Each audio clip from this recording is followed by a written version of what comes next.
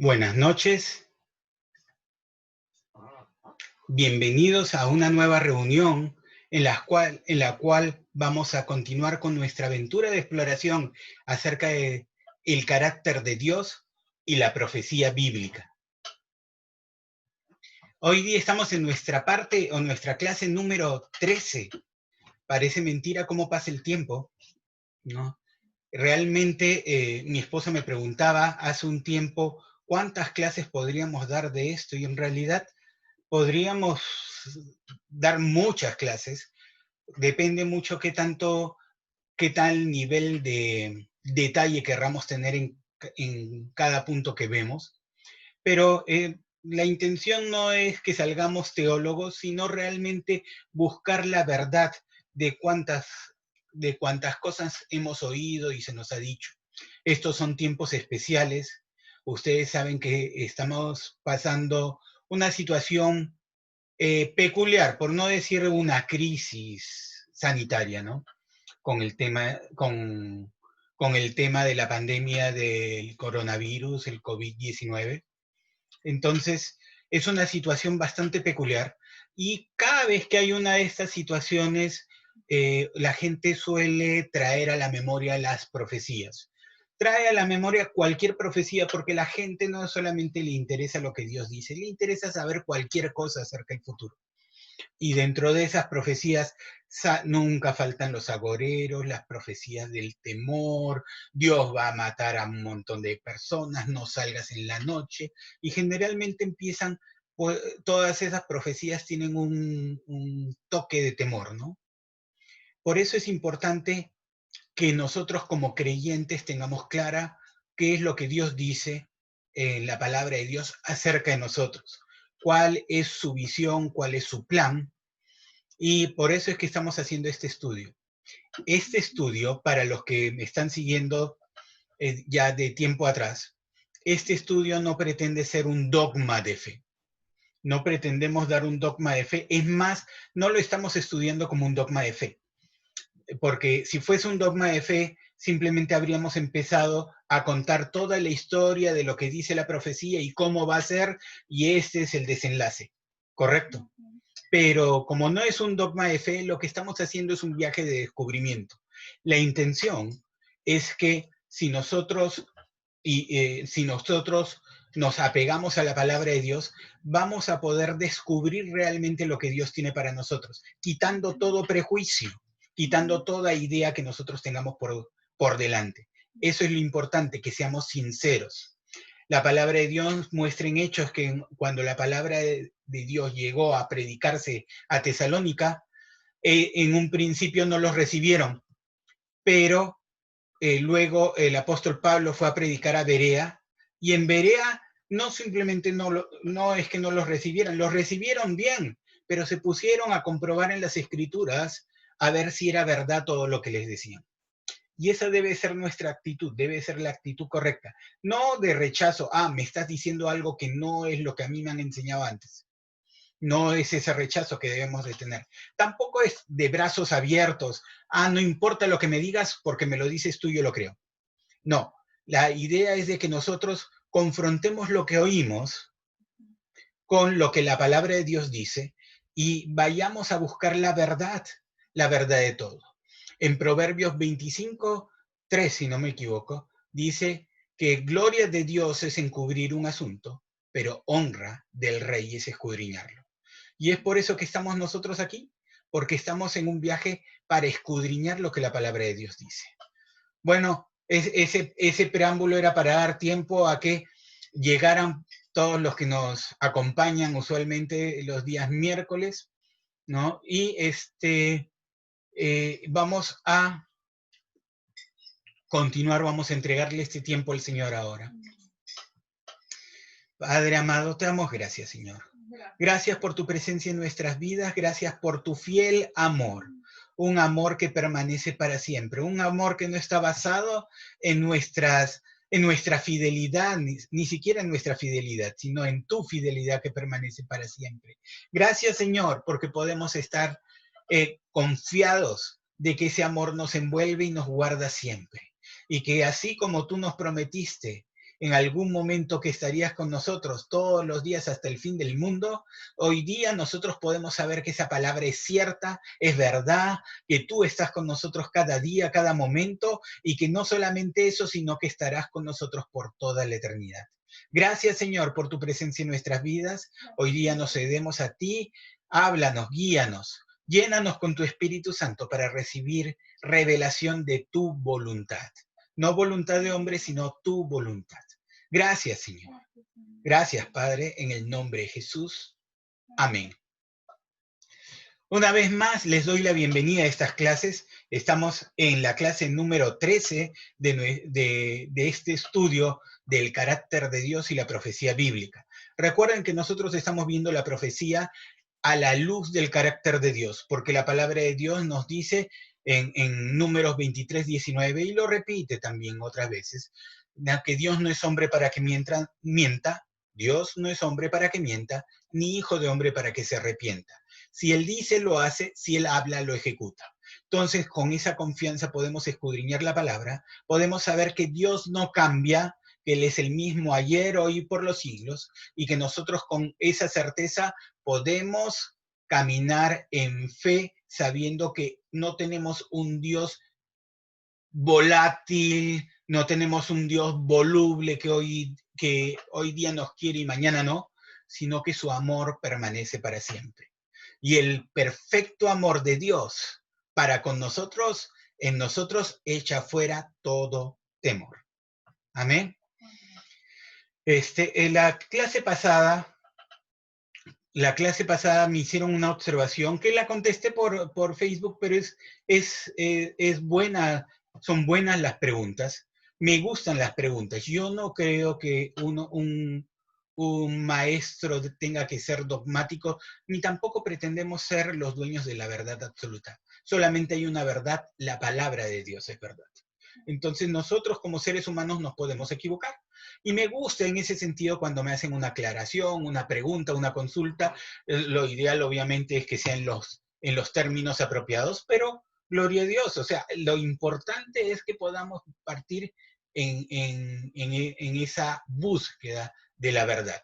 De tal manera que si ustedes tienen preguntas, pueden escribírmelas ahí por Facebook para poder contestarlas al final de la clase, o de repente si alcanzo a ver la pregunta, lamentablemente yo aquí en la posición en que me encuentro no puedo ver todas las preguntas en el momento en que se dan. Si ustedes ven, hay un pequeño logo de Zoom en la parte inferior de la pantalla, porque estoy usando esa herramienta para que la imagen sea mejor. Pero eso produce una diferencia de tiempo. Yo estoy 20 segundos adelantado de ustedes. Entonces, si ustedes escriben una pregunta, yo la voy a ver no inmediatamente, la voy a ver en 20 o 30 segundos.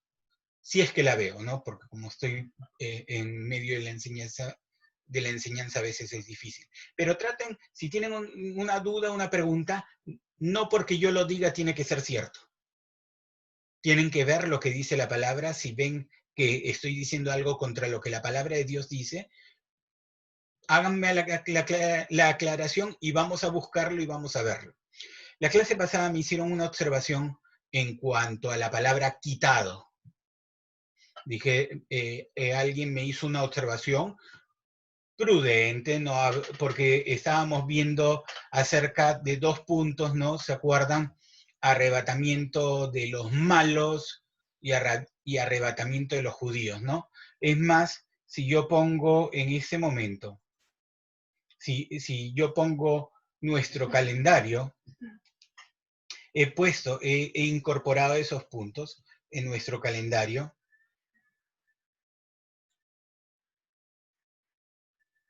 Vamos a ver, en nuestro calendario he incorporado esos puntos. Ahí está, nuestro calendario. Los he puesto en la parte inferior, donde dice Segunda Venida. Ustedes van a ver que a la derecha dice Reunión de Israel. Y pongo entre signos de interrogación, arrebatamiento de impíos, y pongo otra, arrebatamiento de judíos. Me hicieron la observación en cuanto a la palabra quitados, ¿no? Me dijeron que la palabra quitados no es lo mismo que la palabra arrebatar, ¿no? Y yo pude ver en el diccionario y puse la observación. Recuerden que cuando los traductores, cuando los traductores hacen una traducción de la Biblia, ellos no consideran los términos según lo que nosotros podemos tener en nuestro argot cristiano o lo que podemos entender por lo que significa una palabra según nuestra iglesia, ¿no? Ellos entienden el español como el español es. Entonces, qué mejor que ir al diccionario de la RAE, de la Real Academia Española, y examiné la palabra arrebatar, porque me decían, quitar no es arrebatar, ¿no? Si ustedes ven, nosotros vimos en Mateo, la observación. En Mateo,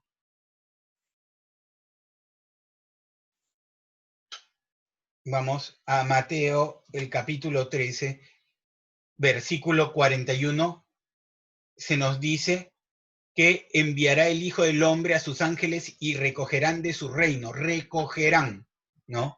En otro versículo que vimos por ahí, dice, quitarán de su reino, ¿no? O arrancarán de su reino. Entonces, me decían, quitar no es lo mismo que arrebatar. Bueno, la RAE dice que que arrebatar es quitar con violencia. O sea, acabemos. Arrebatar, porque dicen arrebatar como arrebatamiento de la iglesia, ¿no? Y yo decía, hay un rapto, un arrebatamiento de los impíos. Bueno, arrebatar es quitar con violencia, o sea, todavía es más fuerte, ¿no? Quitar con violencia. Entonces, cuando la palabra de Dios habla de quitar, serán quitados, podemos entender que habla de un arrebatamiento, ¿no?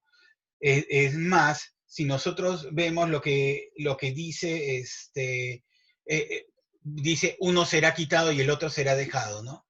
Entonces, da a entender un arrebatamiento. ¿Será exactamente así? No lo sé, todavía no ha ocurrido. Pero sí es un hecho de que habla de recoger de su reino a todos los que sirven de tropiezo y a los que hacen iniquidad, ¿no? Si nosotros vemos en Segunda de Reyes, el capítulo 2, solamente esto es rápido para aclarar el punto. En Segunda de Reyes, el capítulo 2, estamos hablando del momento en que fue arrebatado Elías. Miren lo que dice. Dice, y saliendo a Eliseo, los hijos de los profetas que estaban en Betel, es el día en que Elías va a ser arrebatado, ¿no? Eliseo es siervo de Elías, ¿no? Y saliendo a Eliseo, los hijos de los profetas que estaban en Betel, le dijeron, ¿sabes que Jehová qué dice? Quitará hoy a tu señor de sobre ti? Y él dijo, sí, yo lo sé, callad. En el versículo 5, otra vez se vuelven a acercar los hijos de los profetas que estaban en Jericó y le dijeron, ¿sabes que Jehová te quitará hoy a tu señor de sobre ti?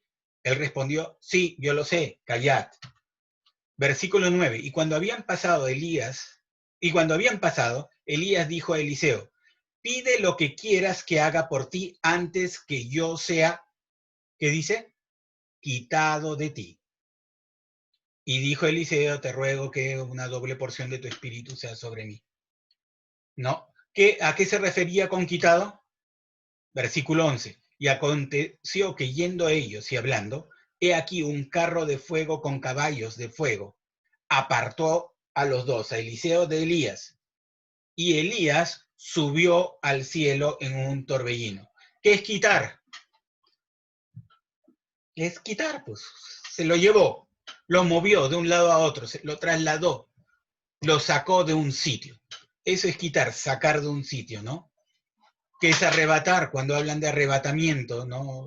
Todavía no hemos visto si va a haber o no va a haber, todavía estamos recién entrando a esa parte, si va a haber o no va a haber un arrebatamiento de la iglesia. No digo ni sí ni no, vamos a verlo, ¿no? Pero cuando hablan de un arrebatamiento, lo que están hablando es de quitar, ¿correcto?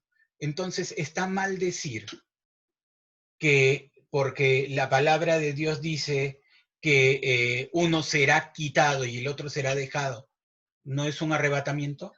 Todo indica que sí. ¿Cómo será, cómo se llevará a cabo?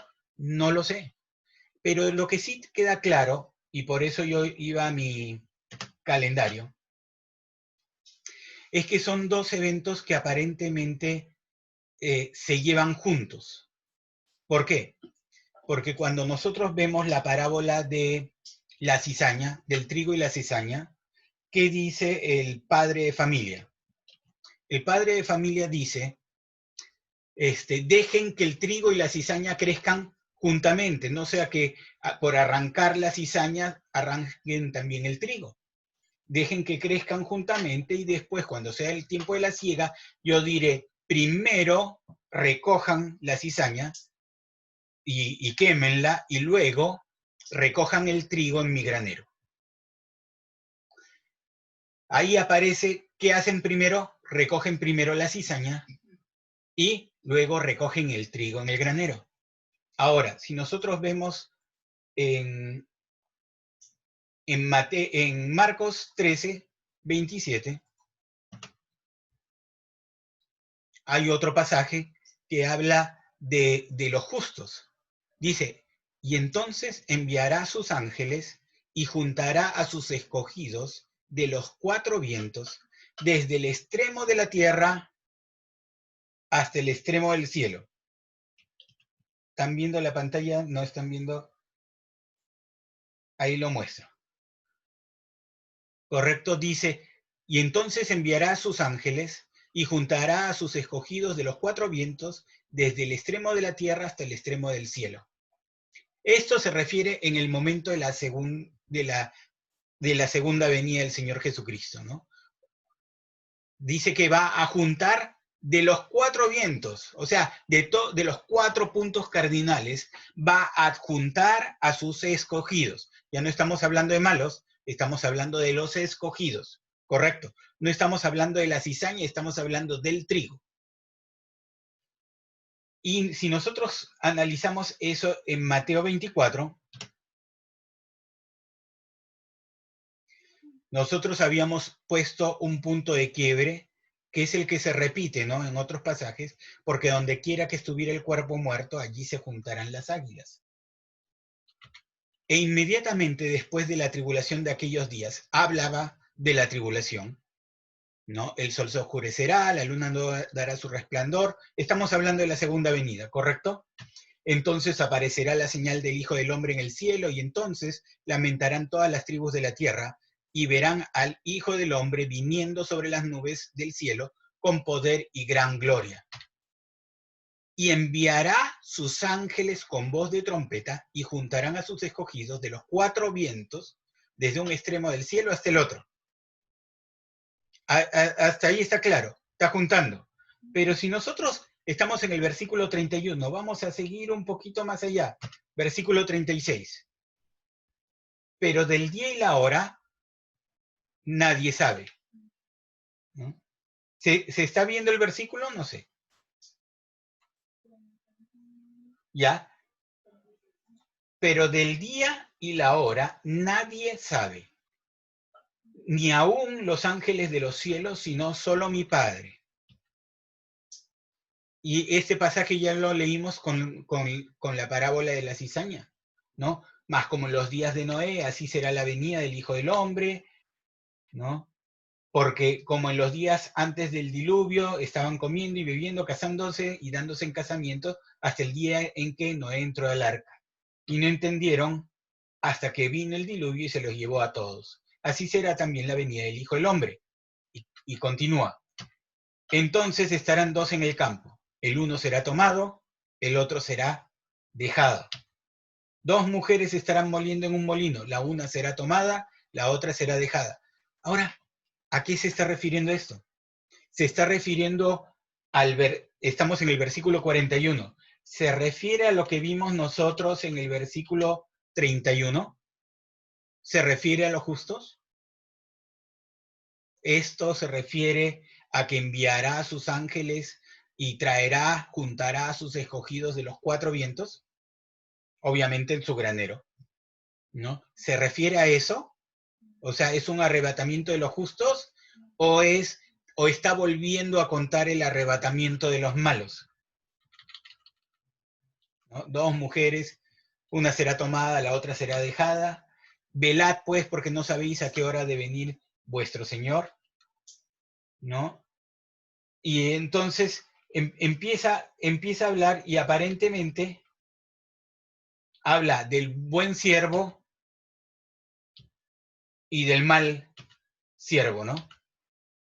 Estoy pasando los versículos rápido, los pueden leer después, pero la idea es esta. Aparentemente son dos eventos que están juntos. O sea, estamos en el momento de la segunda venida y todo indica que en este momento de la segunda venida, en ese momento, Dios va a hacer una purificación del pueblo de Israel. Va a quitar de en medio del pueblo de Israel a los que hacen maldad y a los que sirven de tropiezo. Y a su vez va a juntar a todos sus escogidos que puedan estar dispersos, que pueda que no estén en el pueblo de Israel, los va a juntar, todo indica, que en Israel. Recuerden que hay la expresión, ¿dónde, Señor? Pues donde se encuentre el cuerpo muerto, allí estarán las águilas, ¿no? Entonces, da a entender, y vamos a ver más adelante cuando veamos Apocalipsis, da a entender que se refiere a un evento que está profetizado en Apocalipsis, en el cual Israel va a ser rodeado por otras naciones, ¿no? Pero también va a haber una gran masacre para las otras naciones, ¿no? Entonces, ahí vamos a verlo más adelante, ¿no? Eso es Armagedón, pero eso todavía no hemos tocado Apocalipsis, ¿no? Estamos viendo esta parte estricta y sí, aparentemente hay dos arrebatamientos que se van a dar, no sé si simultáneamente o muy cerca, al momento de la venida del Señor Jesucristo. Yo diría por la descripción, porque dice después de la tribulación de aquellos días, que va a ser terminando las semanas 70 de Daniel. Eso quiere decir terminados los 7 años de la 3 años y medio de la tribulación y 3 años y medio de la gran tribulación. Entonces, justo ya con la llegada del Señor Jesucristo. Es un evento con la venida de Él en que va a purificar a su pueblo y va a quitar la cizaña de en medio de su pueblo. Y como dice Romanos capítulo 11, versículo 26, y todo Israel será salvo. Bien, entonces por ahí terminamos esa parte. Vamos a seguir adelante. Y la pregunta ahora es, ¿qué es lo que se viene para la iglesia? Porque hemos hablado mucho de Israel. Recuerden que algo que hemos hablado desde el principio es que nosotros debemos saber a quién le está hablando la profecía. Debemos de tener bien claro a quién le habla. Y nosotros debemos de tener bien claro que nos habla a nosotros como creyentes la profecía. Debe ser la base de nuestra interpretación de la profecía. Saber en qué momento nos habla a nosotros y saber cuál es la posición de Dios hacia nosotros. Hablo de la iglesia. Recuerden que nosotros hemos visto que hay 3 grupos que diferencia la palabra de Dios. ¿Cuáles son? Los judíos, los gentiles, que son los paganos, los que no creen en Jesús, los que no han aceptado a Jesús. Los judíos tampoco en general, ¿no? ¿No? Pero van a aceptarlo. Los gentiles, los que no han aceptado a Jesús, pero también habla de la iglesia de Dios. Entonces, nosotros como iglesia de Dios, ¿qué podemos esperar?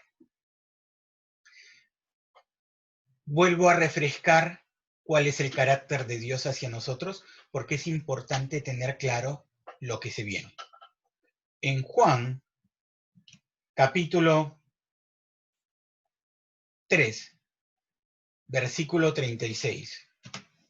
Juan 3:36 se nos dice, el que cree en el Hijo tiene vida eterna, pero el que rehúsa creer en el Hijo no verá la vida, sino que la ira de Dios está sobre él. Miren, existe algo en la palabra que Dios llama la ira de Dios.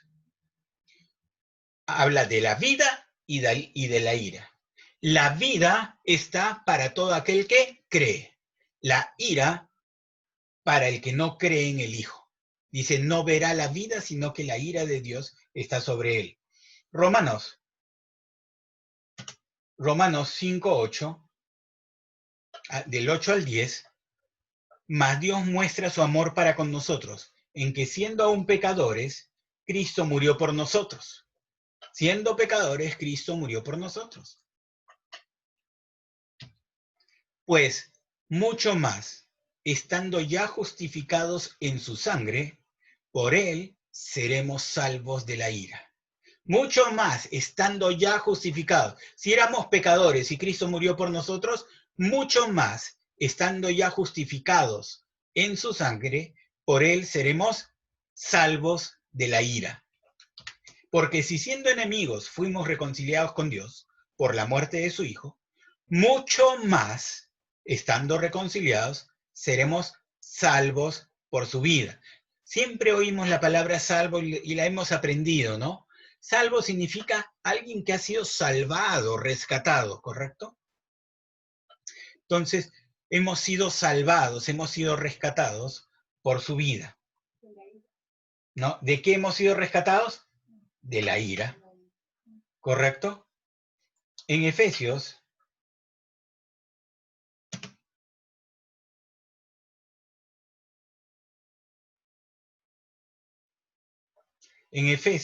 el capítulo 5, versículos del 5 al 7, porque sabéis esto,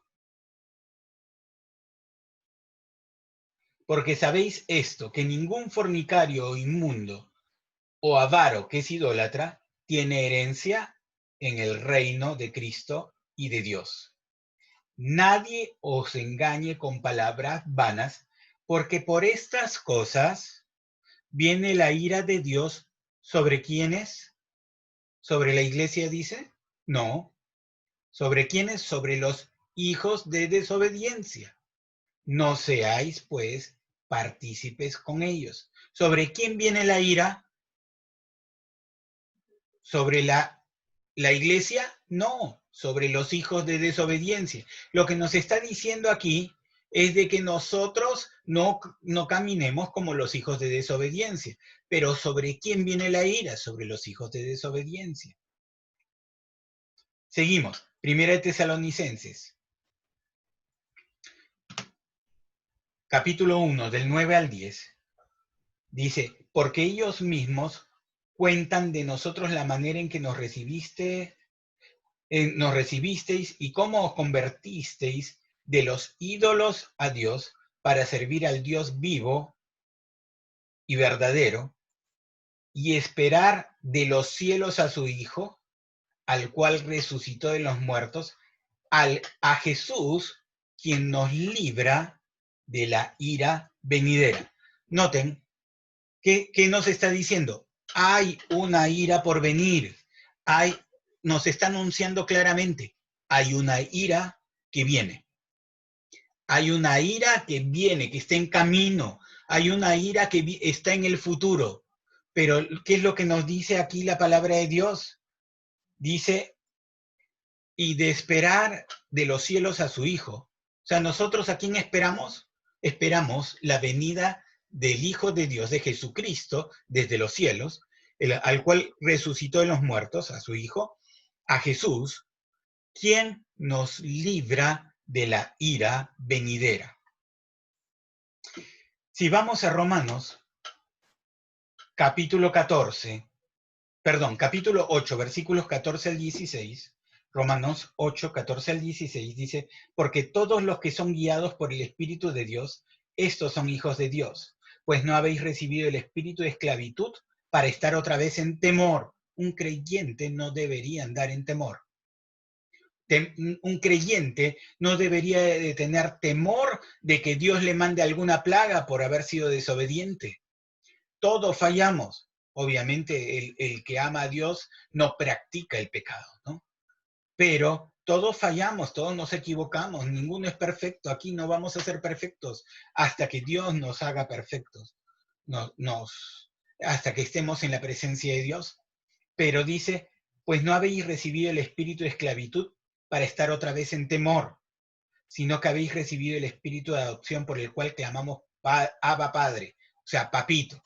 El mismo espíritu da testimonio a nuestro espíritu de que somos hijos de Dios. Entonces, un creyente, un hijo de Dios no debería andar en temor. Y por último, en Malaquías 3:6 dice, hablando para dejar claro el tema de la infidelidad, ¿quién más era infiel? ¿Quiénes eran más infieles que el mismo pueblo de Israel, el mismo pueblo escogido? Pero miren la visión de Dios en cuanto a Israel. Porque yo, Jehová, no cambio. Por esto, hijos de Jacob, no habéis sido consumidos. Porque Dios no cambia. Dios tiene misericordia de sus hijos, tiene misericordia de Israel. Por eso Romanos 11:26 dice, todo Israel será salvo. Dios tiene un plan para él. Romanos 11:29 nos dice, porque irrevocables son los dones y el llamamiento del Señor. El llamamiento que Dios tuvo sobre Israel es irrevocable, no se puede revocar, no se puede anular. Porque Dios no cambia, ¿correcto? Y el llamamiento que Dios hizo a su iglesia, a los gentiles o a los judíos que hemos creído en el Señor Jesucristo, ese llamamiento también es irrevocable. Ese versículo aplica también para nosotros, porque irrevocables son los dones y el llamamiento del Señor. Eso es Romanos 11:29. Entonces, nosotros podemos estar seguros. Dios no nos ha reservado para ira, nos ha reservado para vida, para salvación. No debemos tener temor de la ira de Dios. Debemos saber que Dios viene, que Él pagó con Jesucristo para que nosotros tengamos eterna salvación. ¿Correcto? Y Dios no cambia.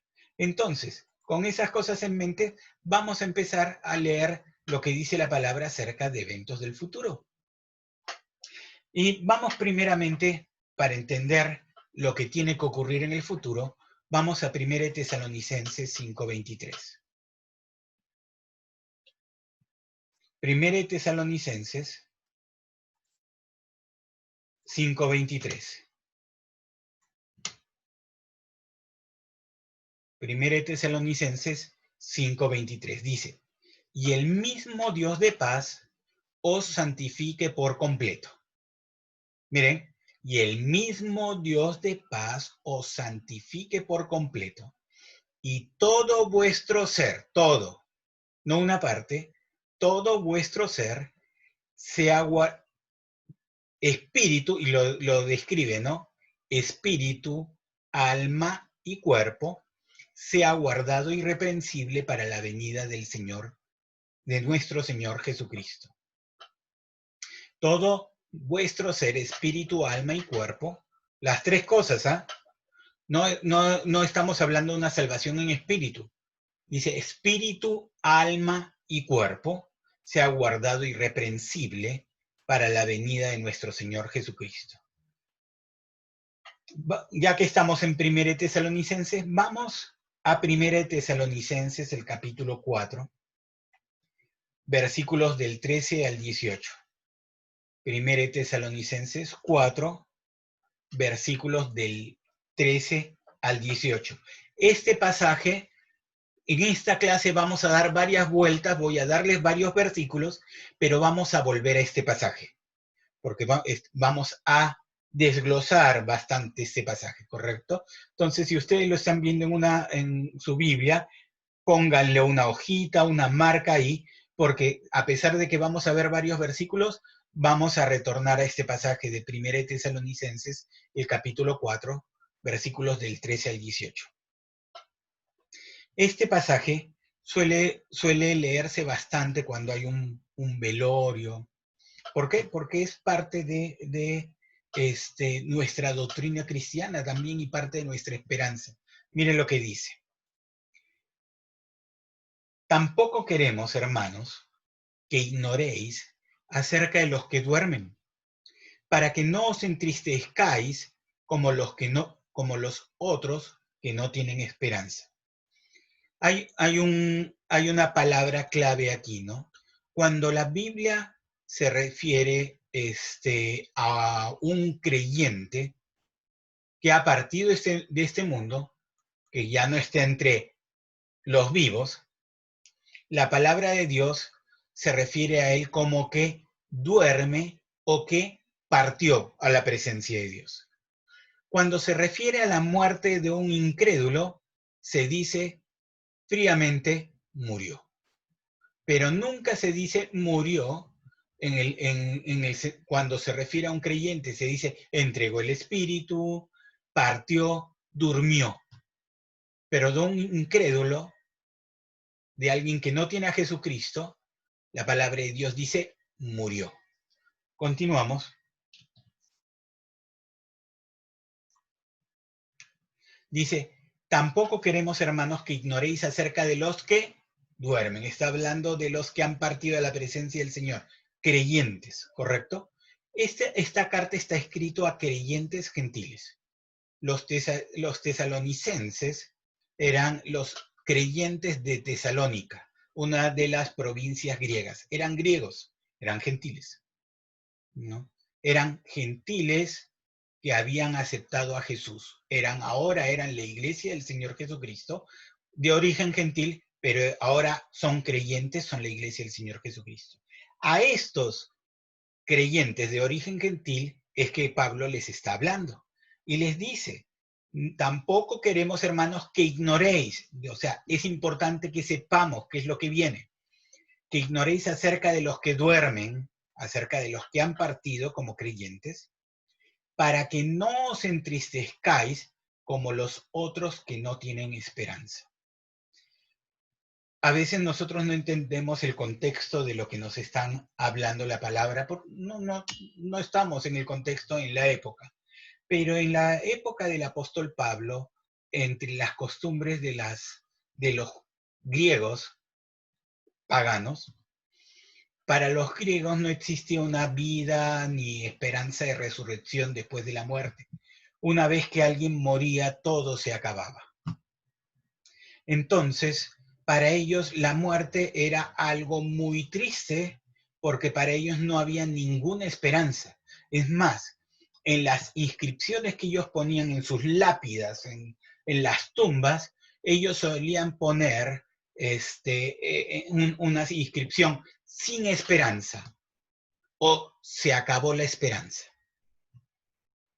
o no más esperanza. Era una inscripción común en las tumbas griegas. ¿Por qué? Porque para ellos cuando alguien moría, todo se había acabado.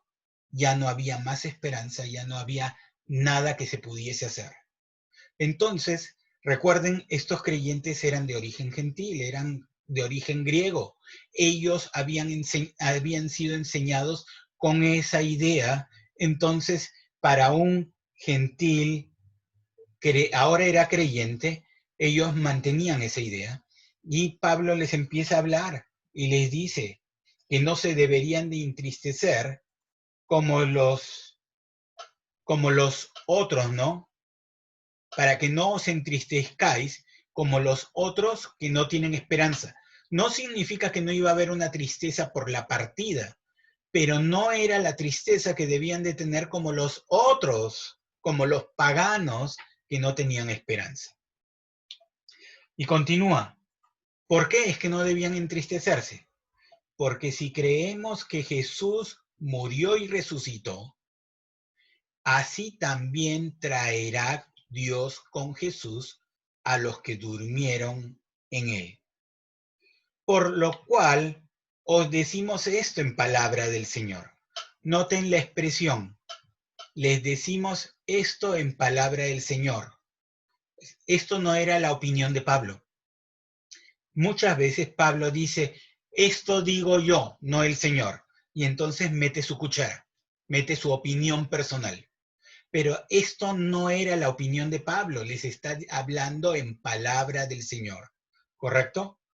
¿No? Dice que nosotros que vivimos, que habremos quedado hasta la venida del Señor, no necesariamente ellos, pero sí los que hayan quedado hasta la venida del Señor, no precederemos a los que durmieron. Porque el Señor mismo con voz de mando, porque el Señor mismo con voz de mando, con voz de arcángel y con trompeta de Dios, descenderá del cielo.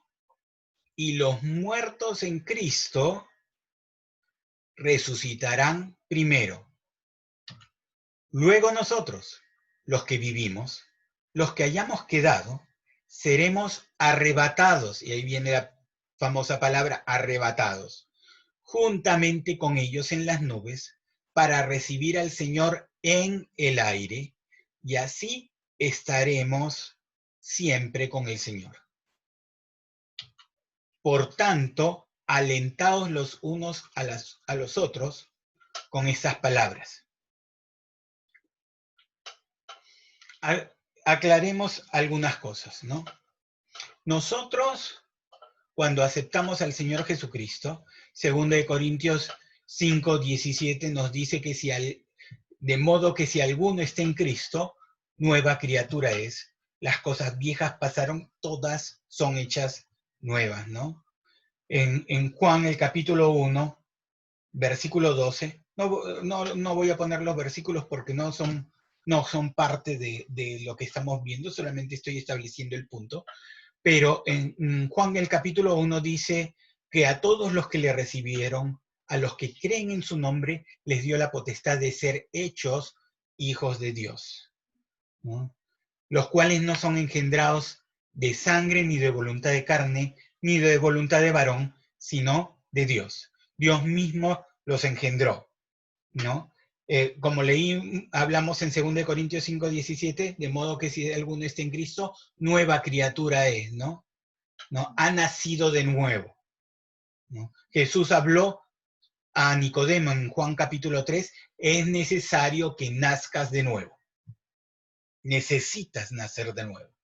Y nosotros entendemos que cuando aceptamos al Señor Jesucristo, Él nos hizo nacer de nuevo. Pedro dice que nos hizo nacer, o Santiago 1:19, 1:18, dice, Él de su voluntad nos hizo nacer por la palabra de verdad. Nos hizo nacer por la palabra de verdad para que seamos primicias de sus criaturas. Entonces, Él nos hizo nacer de nuevo por su palabra.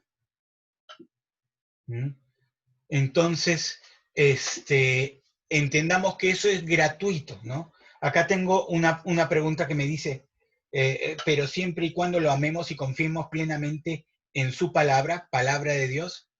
Sí, es cierto, ¿no? El que es nacido de nuevo es nacido por la palabra. La palabra es nuestra naturaleza, ¿no? Aclaremos algo. Yo entiendo que esa pregunta va a la fidelidad de Dios, ¿no? Sí, si alguien es nacido de nuevo, y eso es importante aclararlo, ¿no? Voy a hacer una aclaración y nadie se asuste. Yo sé que si ustedes están viendo es porque tienen un genuino interés, y yo sé que ese interés lo pone el Espíritu Santo, ¿correcto? Pero lamentablemente a veces nosotros, y eso es un tema de iglesia, de organización eclesiástica, y no es un tema de la palabra de Dios. Muchas veces nosotros decimos, los creyentes son los que vienen a nuestra iglesia o vienen a nuestra denominación o participan en ciertas cosas, ¿no? Y decimos, los que no han venido a nuestra iglesia, no vienen a nuestra iglesia, no son creyentes. Jesús dijo que al que a mí viene, yo no le echo fuera. Eso dijo el Señor Jesucristo. Al que a mí viene, yo no le echo fuera. Pero lamentablemente también tenemos los casos como ocurre en nuestro contexto. En nuestro contexto, para los que nos están viendo de otro lugar, estamos aquí en Perú. En nuestro contexto, la iglesia tradicional es la iglesia católica. No estoy hablando en contra de la iglesia católica, estoy estableciendo un hecho, ¿no? En otros países, de repente, la iglesia tradicional es la iglesia protestante, hablando dentro de iglesias cristianas, ¿no? Pero el problema a veces es que cuando hay una iglesia tradicional, es que las personas son miembros de la iglesia por generaciones, ¿no? Y es una tradición. Y entonces se pierde un poco el sentido de la relación con Dios. La gente tiene una relación con la iglesia o con su religión. Entonces sucede de que no todos los que están o asisten a una iglesia son realmente nacidos de nuevo. ¿Por qué? Porque es a los que le recibieron, a los que creen en su nombre, no a los que siguen un rito religioso basado en el temor. Y hay personas que pueden ser protestantes o incluso evangélicas y asistir a una iglesia evangélica, pero su vida es una vida de temor porque no tienen una relación personal con Jesús. ¿Me explico?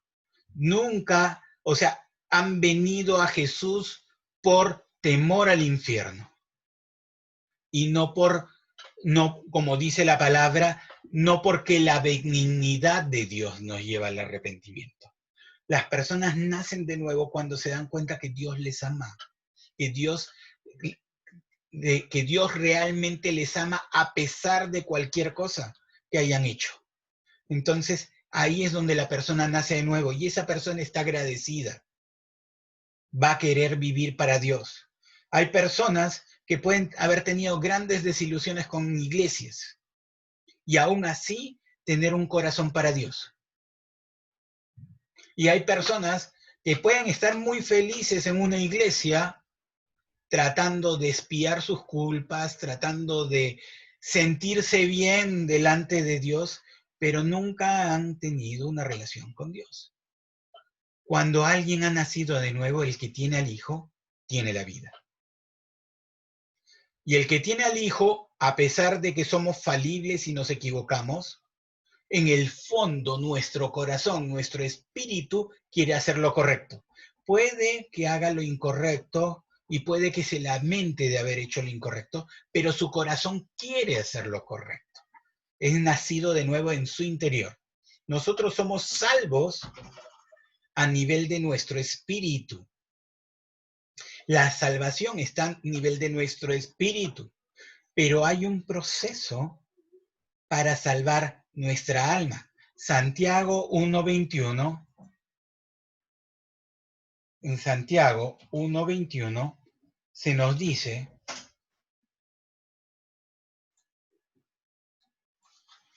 por lo cual, desechando toda inmundicia y abundancia de malicia, recibid con mansedumbre la palabra implantada, la cual puede salvar vuestras almas, ¿no? O sea, hay un proceso de salvación del alma. Si nosotros vemos en Romanos el capítulo 12, versículos 1 y 2, Romanos 12, versículos 1 y 2, dice, así que hermanos, os ruego, miren, está hablando a creyentes, ¿correcto? Así que hermanos, os ruego por las misericordias de Dios, que presentéis vuestros cuerpos en sacrificio vivo, santo, agradable a Dios, que es vuestro culto racional. Está hablando a creyentes. Está diciendo, creyentes, presenten sus cuerpos en sacrificio vivo.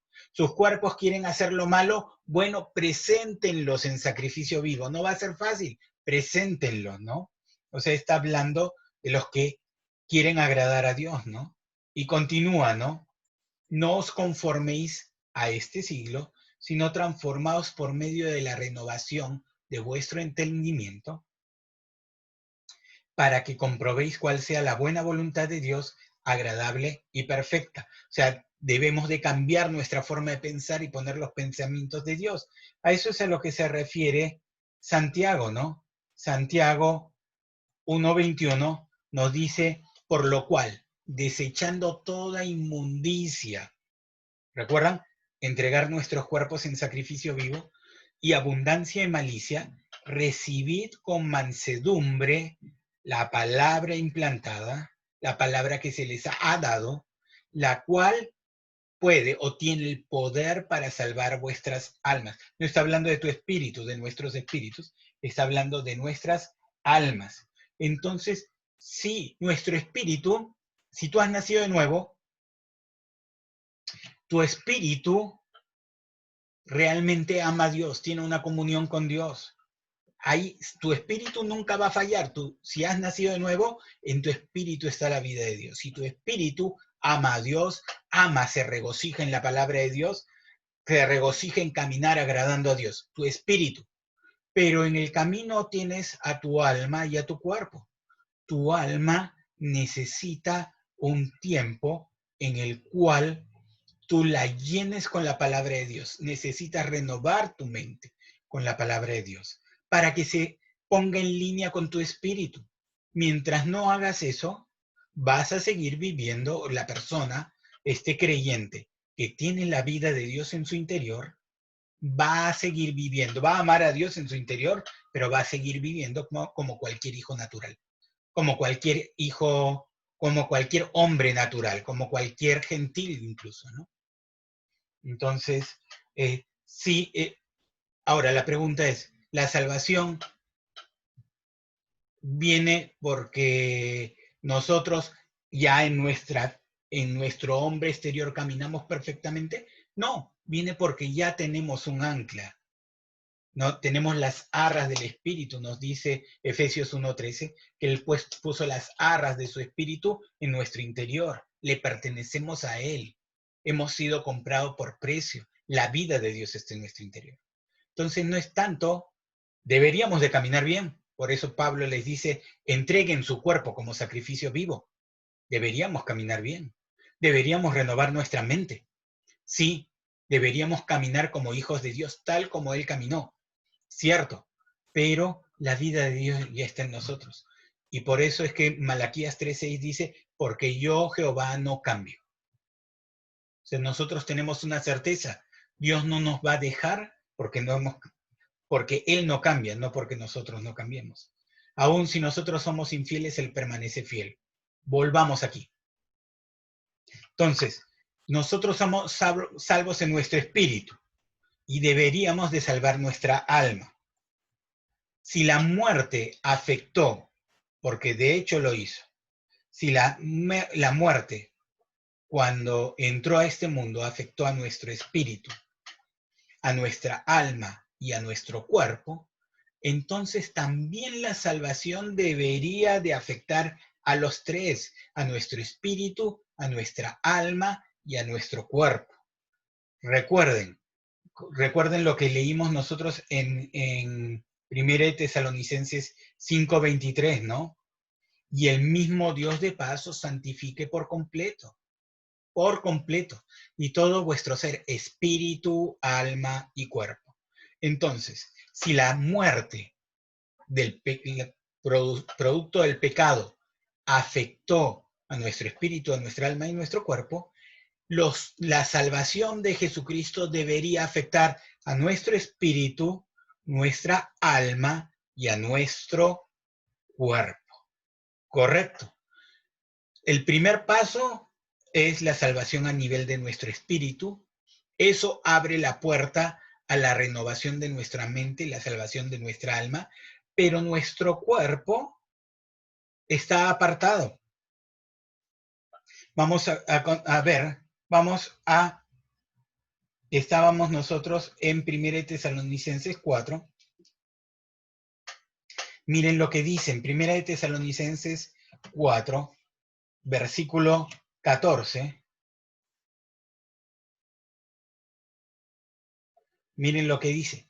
Porque si creemos que Jesús murió y resucitó, así también traerá, palabra clave ahí, traerá. Traerá Dios con Jesús a los que durmieron en él. Dice, traerá Dios con Jesús a los que durmieron en él. ¿De dónde los va a traer? ¿De dónde los tiene? Los tiene en el cielo, ¿no? Los tiene con él. En Filipenses, el capítulo 1, versículo 21, dice, Pablo hablando, dice, porque para mí el vivir es Cristo y el morir es ganancia. Mas si el vivir en la carne resulta para mí en beneficio de la obra, no sé entonces qué escoger. O sea, si el seguir vivo en este mundo. Porque de ambas cosas estoy puesto en estrecho, teniendo deseo de partir y estar con Cristo, lo cual es muchísimo mejor. Pero quedar en la carne es más necesario por causa de vosotros. Miren lo que dice. Para mí el vivir es Cristo, el morir es ganancia, ¿no? Y en el versículo 23 dice, porque de ambas cosas estoy puesto en estrecho, teniendo deseo de partir y estar con Cristo. Pregunta, ¿dónde está el que parte? El que parte está con Cristo, ¿no? Pablo dice que él tenía el deseo de partir y estar con Cristo, lo cual es muchísimo mejor. Entonces, el que parte está con Cristo. Vamos a 2 Corintios 5. Entonces, pregunta, ¿de dónde va a traer Jesús a los que durmieron en él? Los va a traer de donde él está, del cielo. ¿Por qué? ¿Dónde están ellos, los que durmieron antes, los creyentes que durmieron antes? ¿Dónde están? Están en Cristo, están con él, que es muchísimo mejor. ¿Correcto?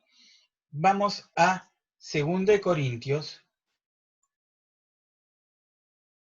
el capítulo 5. 2 Corintios, el capítulo 5, vamos a leer los versículos del 1 al 10.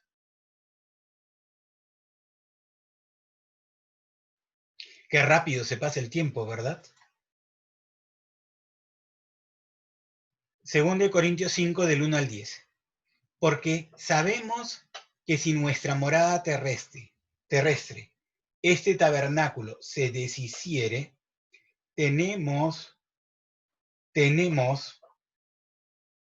de Dios un edificio, una casa no hecha de manos, eterna en los cielos. Aclaremos, ¿a qué se refiere con tabernáculo? Tabernáculo es, por ejemplo, el tabernáculo de Dios, ¿cuál era? Era el tabernáculo, la carpa o la caja, digamos, en que llevaban la presencia de Dios. Supuestamente en el tabernáculo que llevaban los israelitas en el desierto, estaba la presencia de Dios. Ese tabernáculo fue reemplazado por el templo, donde estaba la presencia de Dios. Entonces, ¿qué es un tabernáculo? Es aquel que contiene a alguien. ¿Cuál es nuestro tabernáculo? El que nos contiene. ¿Cuál es nuestro tabernáculo entonces? Nuestro cuerpo. A eso se está refiriendo aquí.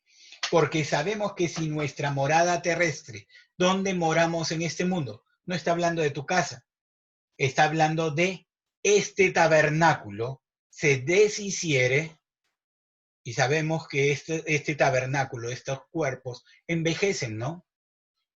La palabra de Dios nos dice de que nuestro cuerpo va envejeciendo, pero nuestro hombre interior se renueva de día en día, ¿no? Pero este cuerpo se envejece.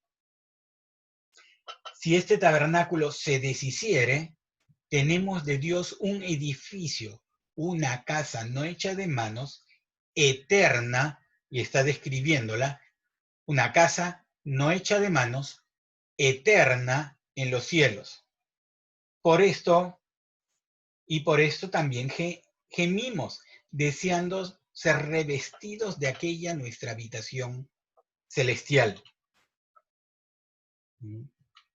Pues así seremos hallados vestidos y no desnudos.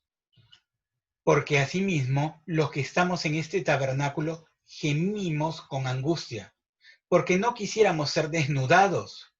Mire, eso es natural, o sea, por más creyente que seas, tenemos apego a este tabernáculo, le tenemos un apego a nuestro cuerpo, ¿no? Dice, porque no quisiéramos ser desnudados, sino revestidos, para que lo mortal, este cuerpo mortal, sea absorbido por la vida. Mas el que nos hizo para esto mismo es Dios, quien nos ha dado las arras del Espíritu, su Espíritu Santo que mora en nosotros. Así que vivimos confiados siempre y sabiendo que entre tanto que estamos en el cuerpo, en este cuerpo, estamos ausentes del Señor, porque por fe andamos y no por vista. Déjenme aclarar este pasaje, dice, así que vivimos, retrocedí el versículo 6, así que vivimos confiados siempre, sabiendo que entre tanto que estamos en el cuerpo, en este cuerpo, estamos ausentes del Señor, porque por fe andamos, no por vista. ¿A qué se refiere esto? Nosotros mientras estamos en este cuerpo, sí, creemos en Dios, tenemos una relación con Dios, podemos confiar en Él, pero no lo vemos. ¿Me explico? No tenemos ese grado de conciencia. Sí, somos conscientes de la presencia de Dios en nuestra vida, pero no somos totalmente conscientes, no lo vemos, ¿no?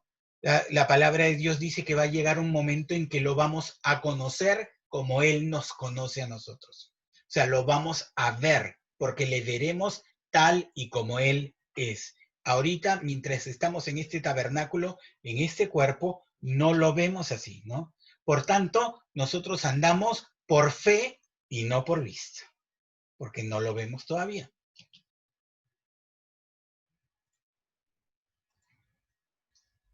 Pero confiamos. Y más quisiéramos estar ausentes del cuerpo y presentes al Señor. Por tanto, procuramos también, o ausentes o presentes, serle agradables, porque es necesario que todos nosotros comparezcamos ante el tribunal de Cristo para que cada uno reciba según lo que haya hecho mientras estaba en el cuerpo, sea bueno o sea malo. ¿Hay un tribunal? Sí. Recuerden que estamos en un viaje de descubrimiento.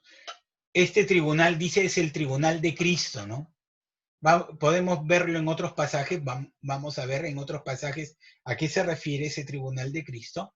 No es un tribunal de condenación, pero sí definitivamente es un tribunal en que vamos a ver lo que hicimos, bueno o malo.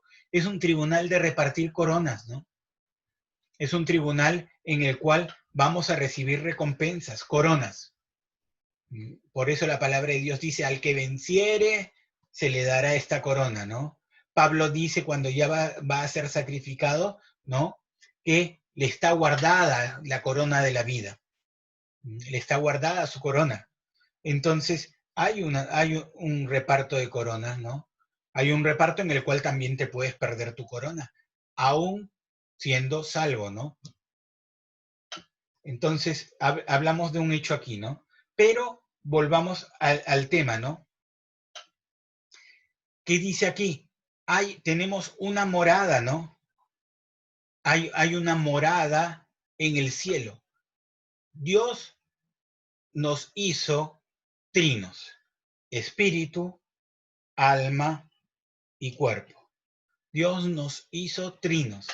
Dios nos hizo a su imagen conforme a su semejanza. Dios es espíritu, Dios es Dios, es el verbo y es espíritu. Nosotros somos espíritu, alma y cuerpo. Todo nuestro ser se ha guardado irreprensible para la venida del Señor Jesucristo. Dios nos ha hecho para ser trinos. Y si bien hoy día nosotros tenemos un cuerpo que está separado separado, es decir, separado de Dios, ¿no? En nuestro espíritu nacido de nuevo está separado de nuestro cuerpo, no caminan en sincronía perfecta, ¿no? Hay una muerte de por medio. Sin embargo, sin embargo, Dios ha preparado una morada hecha no de manos, ¿no? Un tabernáculo nuevo. Vamos a ver más acerca de este tabernáculo y de lo que consiste esto, nuestra próxima clase. No se pierdan nuestra próxima clase el miércoles que viene a las 8:30 de la noche, aquí en el mismo canal en Facebook. Esto después se sube también a YouTube. Que tengan una semana maravillosa, ¿no? Pásenla bien. Recuerden, para los miembros de la Iglesia del Dios Viviente, en estos tiempos de crisis, estamos con ustedes. Estamos a una llamada de distancia para recibir oración, ponernos de acuerdo con ustedes, ayudarnos, consolarnos, levantarnos, animarnos unos a otros. Les amamos mucho. Tengan una semana maravillosa en el Señor, porque si lo tenemos a Él, lo tenemos todo. Que Dios, que las bendiciones de Dios se manifiesten en abundancia en sus vidas. Les amamos.